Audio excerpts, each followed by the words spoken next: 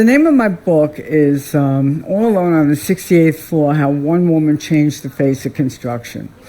And the All Alone on the 68th Floor is kind of like a metaphor. I'm talking about Trump Tower, which was 68 stories. Actually, it was 58, but Donald made it 68. And I would go up to the top of the building from time to time, maybe at the end of the day. And I'd look down at the city, and I was in a way on top of the world. I mean, it was 68 stories, pretty high building, and you look down. But in terms of my career, I was on top of the world. I had attained a lot of success, and I was recognized and well known and everything else. So, but the alone part was, well, of course, I was alone up there that evening, but I was alone at that pinnacle in my career. There were no women behind me, and really there weren't any. There weren't even project managers. There weren't many engineers. 1% of when I went to school, 1% of the students were engineers. Now, women, now there's 20.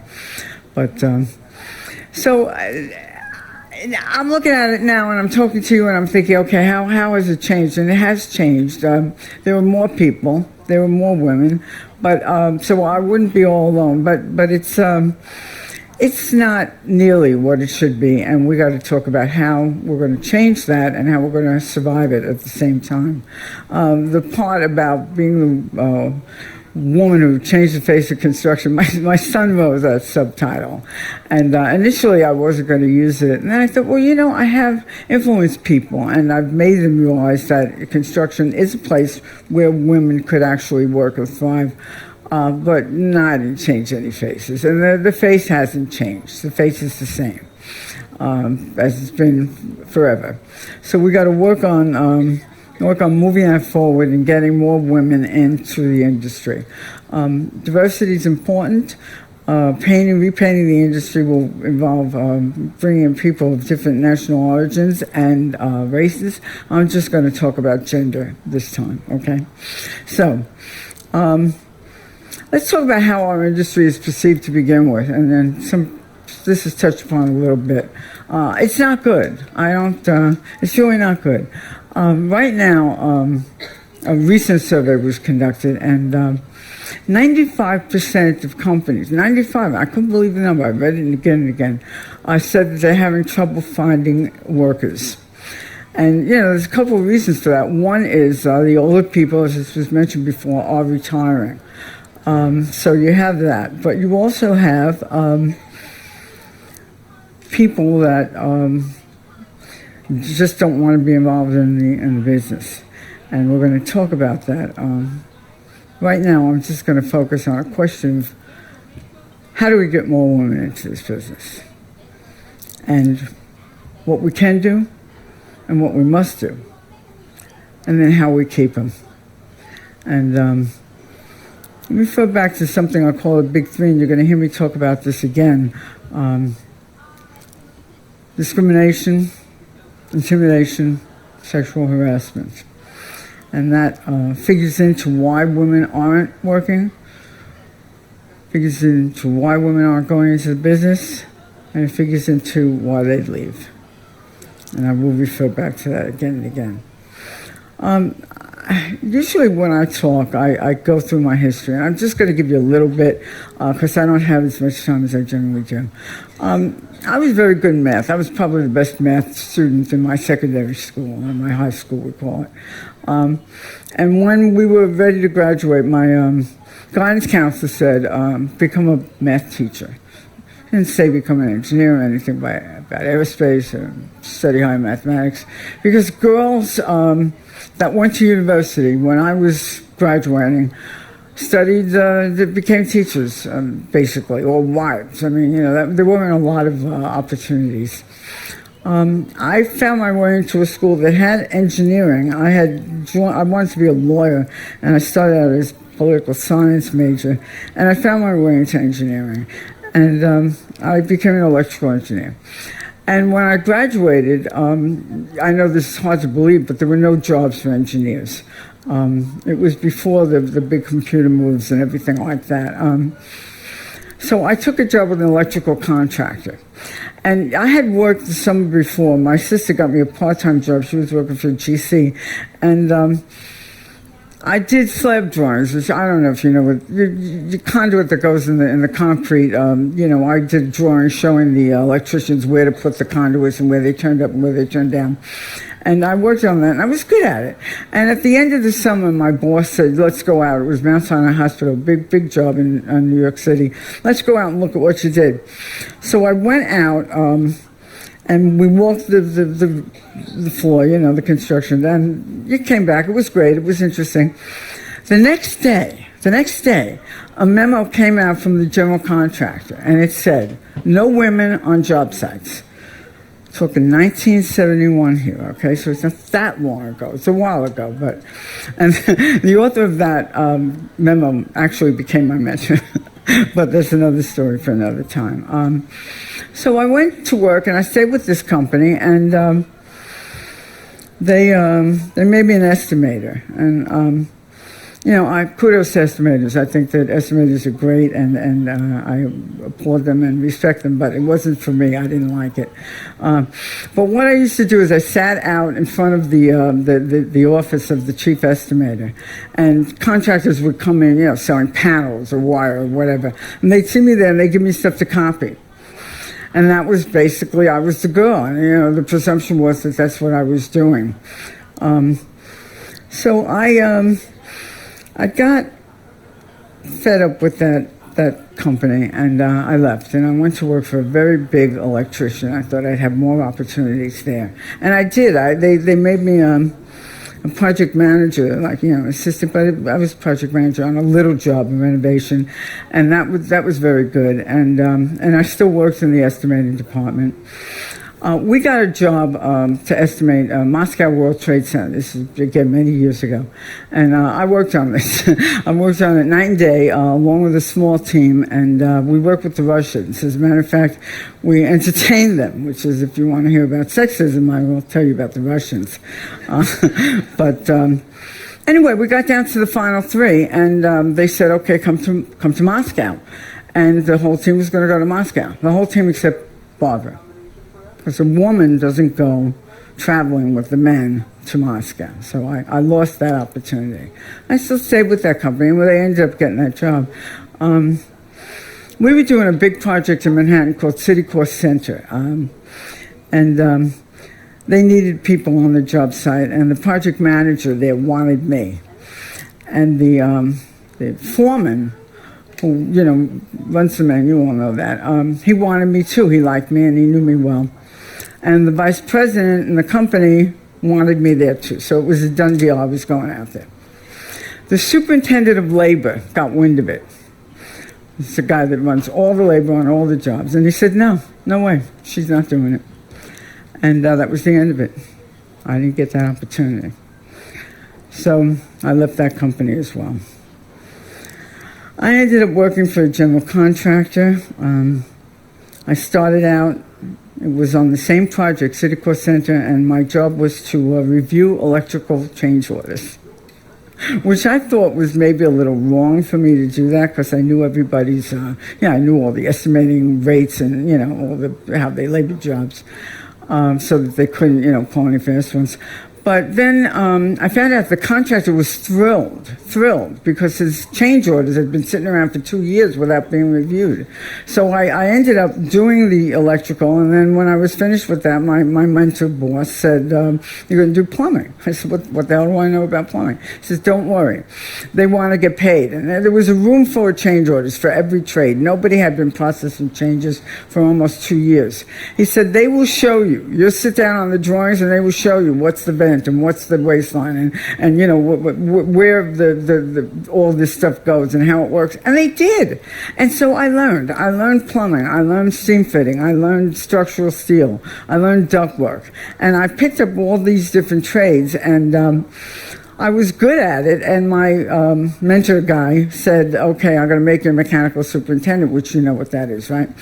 And the big job mechanical superintendent, this long before CAD or anything else, was getting everything to fit in the ceilings and the walls.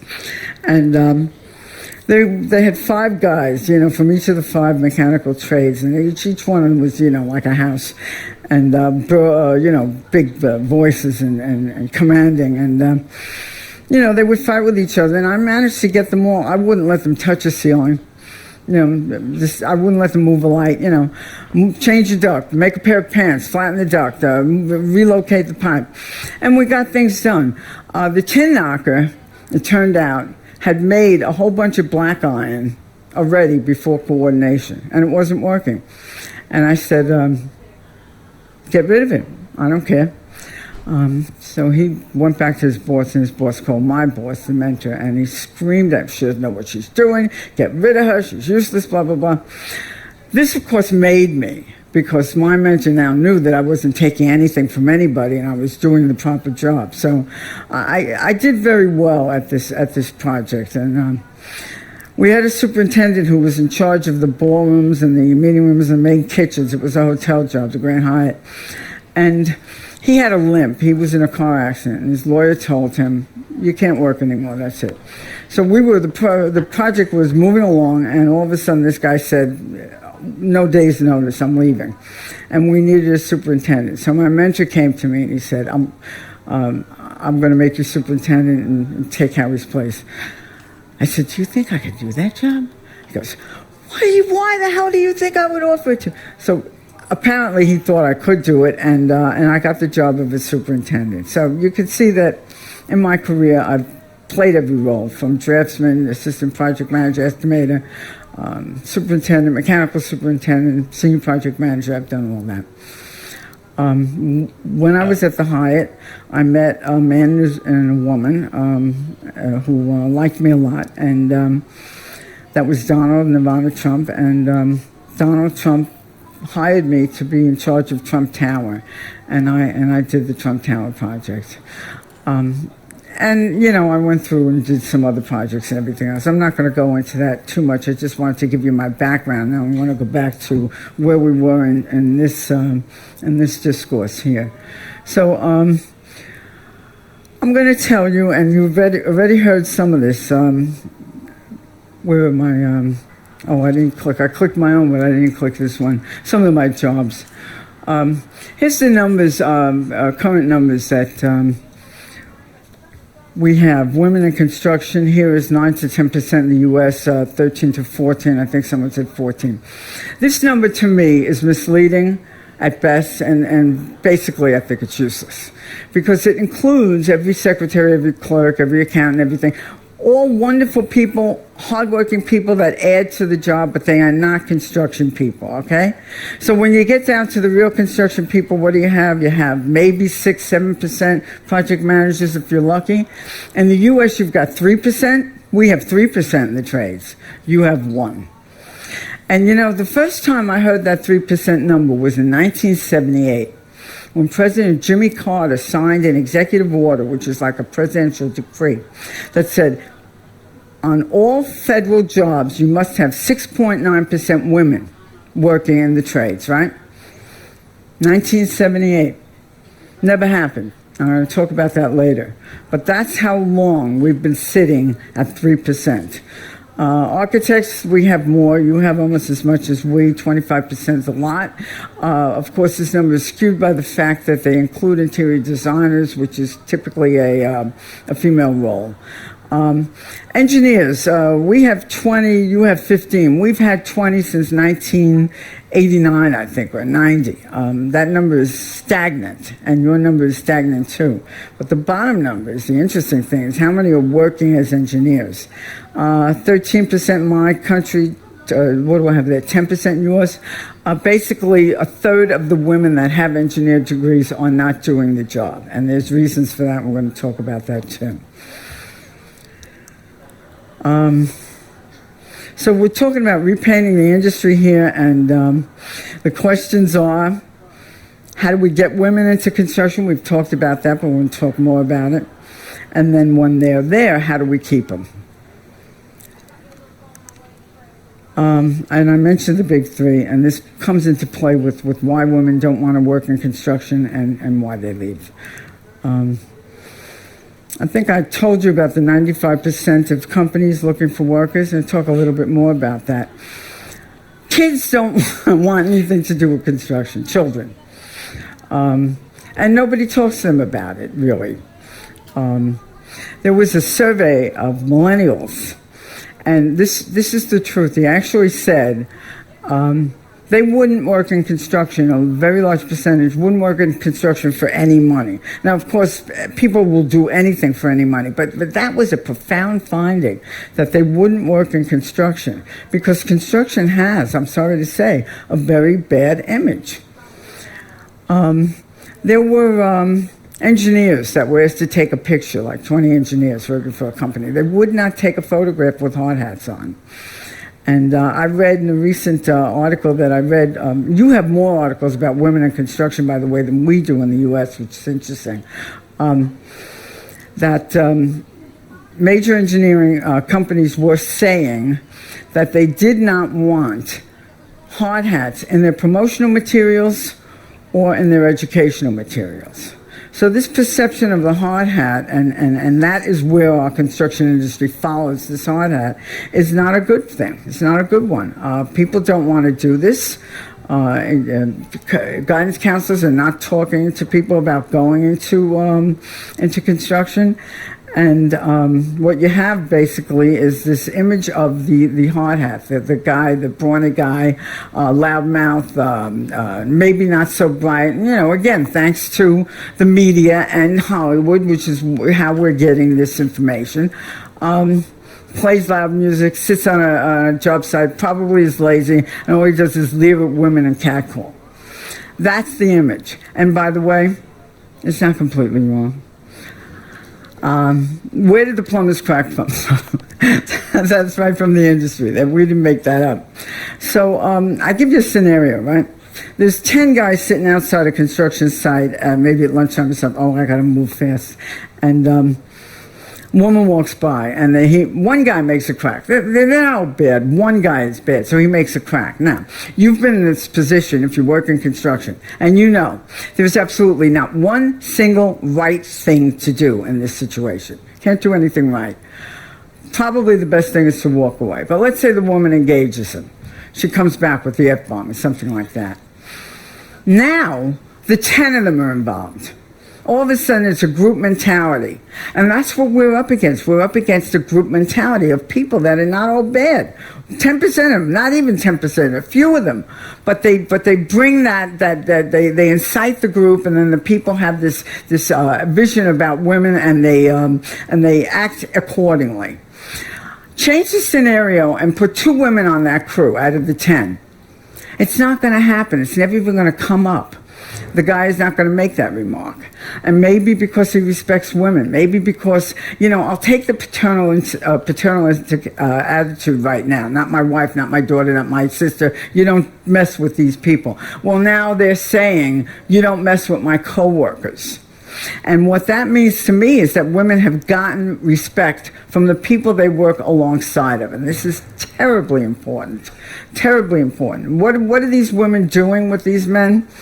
They're educating them.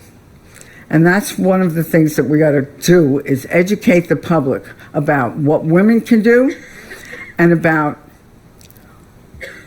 what construction is about. And I'm just going to talk about construction for one more second.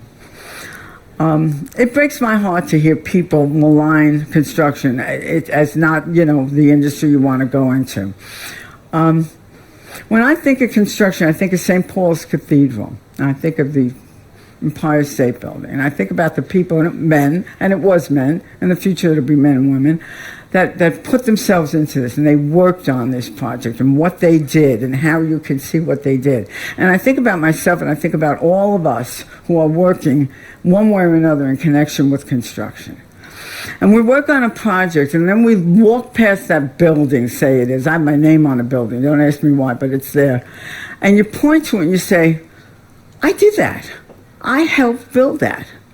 The pride and the joy in being able to say that. How many industries, how many occupations can people point to what they did and say, look at what I did? No, not many. And that is one of the things that tells me that our industry is a great industry, and people should be clamoring to be in it. People shouldn't be denigrating construction workers. They should be revering them. And that's one of the things that we got to move towards. We got to change the way our industry is perceived, because we're not getting anyone. We're not getting women, that's for sure, but we're not getting kids. I told you about the millennials. They don't want to come in. Guidance counselors are not sending kids to engineering or to working in the trades. So what do we need to do here? The things that we can do to help that situation. The first thing is starting at home. You know, there's a little chore to do, replace a switch or something like that. Parents should involve the girls as well as the boys in these little construction jobs. And I wrote down women to women, and what I mean by that is that if a woman knows, and this is more women than men, I'll talk about that in a second, but even if a man knows a woman that's a plumber, talk about her. I have a friend who's a plumber, and she makes good money, and she loves her job. This word of mouth thing that will get people going to understand that women can be in this business, and this is a good business. Education, we talked, some people have talked about this already. I say get the young kids exposed to construction work. I have girls should be encouraged in math and science, which they're not right now. They're discouraged. And we should introduce trade education into the school curriculum. And I think everyone, even your biggest nerd or, you know, your academic who's never going to pick up a tool or the best you'll do is a pencil, should know what construction's about. They should know what we do because it's important.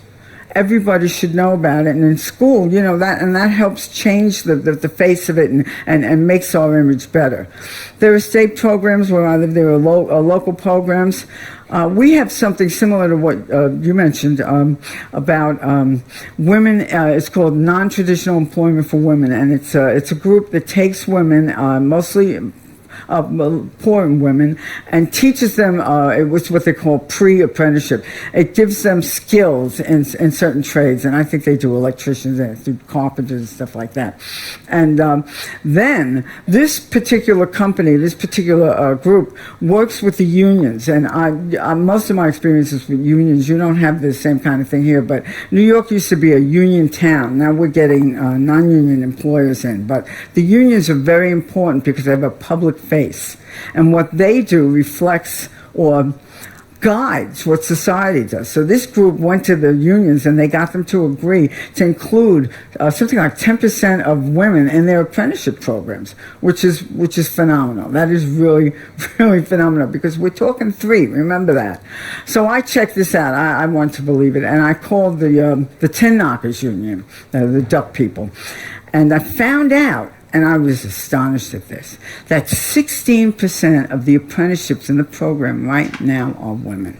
And that is phenomenal, and that is huge. And we're making progress in this direction, and that's a good thing. So I checked it out with the iron workers too, and then of course I had to say, and how many are in the rank and file? You know, well, I don't have those numbers handy. Well, the answer is 3%, and the reason I say that is just keep it in mind. We're making progress. Articles all over the place in U.S. over here in the U.K. Women are making strides in construction. Women are breaking the barriers. Women are doing this. You know what? It's good. It's good because people read it and they make the association. Women construction. But is it true? Not yet. Not yet. We're not in a position to be congratulating ourselves yet, patting ourselves on the back. It'll come. I hope it'll come. I think it'll come, but it's not here yet. So back to what businesses can do, and unions, promoting getting women in. And the last thing I have here is like a bad word, especially in my country. And I think it was alluded to in one of the speeches. I said quotas. And quotas work. I saw it happen with minorities. Back in the 70s, and for all the years before that, and again, I'm going to tell you, I work with unions, they had the FBI, friends, brothers, and in-laws. That's who got the union jobs. And it was basically my son, my nephew, this kind of thing. If you weren't personally related to somebody that was in the industry, and you weren't white, and without saying male, you didn't get into the unions. So the government came along, and this is, we had the civil rights stuff going on, and this recognition of problems that we had in our society. And they said, you're going to have, and I don't know what the number was, let's say it was 20 or 25% minority included, starting now, right? And you know what? A miracle happened. They found the workers. And in a couple of years, you saw that there was really nice diversity. When I was doing Trump Town in the 80s, you could see there was nice diversity. And a few years later, you didn't need the quotas anymore. There was no need for them. So, people think, quotas is you'll give an unqualified person a job over a qualified person. No, quotas say you go out and you reach the people that you've been screwing around and give them a chance. That's what it's about. It's about leveling the playing field. It's about giving people a chance. So I think that we could establish quotas for women. And I'll make my point by saying this. 1978, President Jimmy Carter, 6.9% women on the job, right? Didn't happen. It didn't happen because it was a guideline. It was not a mandate. And you know what? They went to the unions, and again, it was primarily unions and companies, and said, where are the women? Oh, we can't find them. Women don't want to do this work. And that was the end of it. I ask you, if that was a mandate, where would we be today? If we had 7% women working in 1978 in the trades on federal jobs, where would we be today? And you know the answer. We'd be up in the teens or in the 20s because the women were there. They wanted to do the jobs. We know it. They weren't given the opportunities. So those are my suggestions for what can be done to help improve the situation. Now, we ought to keep the women when we get them. And one of the ways that I think we have to do that, and we'll talk to businesses, is with outreach. And when I say outreach, not only going out there and getting women, I'm talking about finding the women that are working and using them. What I want to see is I want to see mentors. I want to see role models because, for me, there was no women in any position. Role model, be damned. There was nobody in any position. And I was alone. And when you're alone, you make bad decisions. And it's very simple. The reason for that is because you don't get any perspective. You're totally subjective, and you don't see what other people think and what advice you can get. So my number one thing is to get women working with women. I'm going to skip all this. I'm going to go right to sexual harassment because I just got a high sign that my time is running out. Sexual harassment has an effect on companies. Bad effect. It gets them into lawsuits. It affects morale, and it affects productivity. And it's not good for companies. And it's not good for our industry because it goes back to our image, right? And it makes our image bad. But for women, sexual harassment can destroy a career, and it can destroy a woman. And I'm going to tell you my stories, and I'm going to go real quickly. When I was an estimator with the first electricians company, the assistant chief estimator would, all of a sudden, out of nowhere, start attacking me. And he called me names, and he said, what's wrong with you? Why do you want to be a man? Because I was an engineer, and that was a man's job.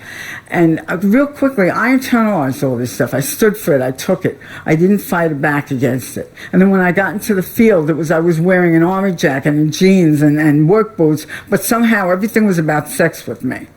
And I was harassed, and I wish I could go into the stories. It was a nightmare. But what I want you to understand is I took it all in. I was like a rape victim. I blamed myself for everything that happened. You can't do that. I don't want you to do that. And the way to avoid doing that is to have, know that you're not alone, number one, and have other women to talk to so that you don't get into the situation. What we want to do is we want to not let it change you. We want to not let it make you leave. We want to not let it stop women from coming into the industry because guess what? It's there and it's going always to be there. Yes, companies have programs and there are things that they can do, and one thing is to absolutely enforce the programs and to punish the violators and to make an example out of them. But in the meantime, you all know a lot of women won't report. 10% of harassment is reported. And the reason for that is there's retaliation. You're being pointed out. You're the one person that complains. Women stay below the radar. I mean, when I was working on jobs this years ago, but I would seek out the few women, maybe there were 2 or 3, right? Try to talk to them. They didn't want anything to do with me. They just wanted to stay under the radar. They wanted to be one of the guys. They didn't want to be noticed. They wanted to get their paychecks. So this notion that men can't say anything to women now, and you're going to be sued at the first drop of the hat. Let me tell you something. In the U.S., and I'm sure it's the same thing here, it's almost impossible to win a sexual discrimination lawsuit. Only 4% of sexual harassment, only 4% even go to court. And of that number, I don't know, maybe a third of them result in judgments, not even. So you got to pick your spots. You got to understand what you're dealing with. You got to know, you got to have women to talk to. You got to tell people what happened so that you have a record of it. You have to go back to the perpetrator and you got to face him and you got to say, I don't want this. Because if you don't, and it comes to a complaint and there's a tribunal or some kind of hearing, what is he going to say? I didn't think I was doing anything. I thought she liked it. I thought she was part of it. We were having a banter. So these are all things you got to do, and you got to do them so that it makes you feel like you have done something and that you're not a victim. Because the minute you become a victim, you lose your confidence and you start thinking it's your fault, and you start thinking I'm going to get out of this job, and you quit. Some people's presidents say if you're harassed at a job, you should quit. I don't believe that. You're going to quit, and even to the case that you may let it make you a different person and destroy you. I was changed by sexual harassment. Okay, I became a different person. I went to Catholic school when I was a kid. If you said the word hell in my house, you had soap put in your mouth. But for me to work and to thrive and to live on a construction site, everything was F this and F that. And I did that, and I changed to accommodate that. And then, the funny thing is, if you didn't do it, they would say, you can't talk around her, I don't want her on the job. If you did do it, they say, oh, she's got a dirty mouth. So again, we can never win, but what we do is we pick our spots. So going back to that's the sexual harassment thing is something that we got to address. We got to pick our spots. We got to turn around after it happens and say, is this really important to me? What happened? Should I let this affect me? Should I go and complain? All of this, and with the help of your mentors, and that will change the impact of sexual harassment. And my goal is to make it change the impact on women so that they don't let it stop them from pursuing our careers or leave it. I have stats and stories that, support all of this. Unfortunately, I don't have the time. But eventually, it would be great to eliminate sexual harassment, and we're working towards that. But for now, what we ought to do is not let it affect us as women, and as companies, not let it ruin our image. So I'm pretty much, I think, finished. I think I ran out of time a while ago.